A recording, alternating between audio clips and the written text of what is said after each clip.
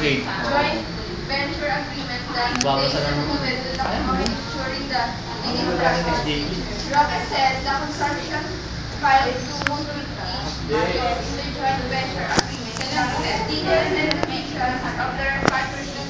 Particularly, the issue who has more control and power over the consortium's funds. The lawyer said their strongest evidence is the irreconcilable contingency plan against Liwanag ah. Liwanag mga automation project hits another bomb. It mentions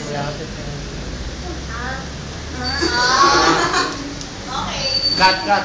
by Filipino partner team during its school of with Smartmatic. The fight over the control of the consortium's funds almost derailed the Promilex automation project. The two companies were able to patch things up during an overnight meeting last week.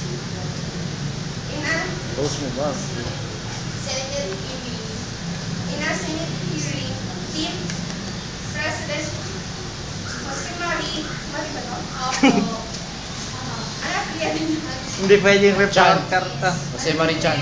admitted that the brief was prompted by the one-sidedness of its joint venture agreement with Smartmatic, while the new corporation to be formed by the two is supposed to be a 60-40 partnership with Hindi ko pa nilabas. Hindi ko pa nilabas yan. the truth is have to do 90% and team as the value-added partner, 10% additionally said.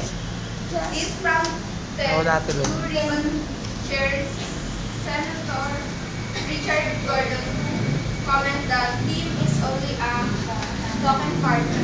Senator Francis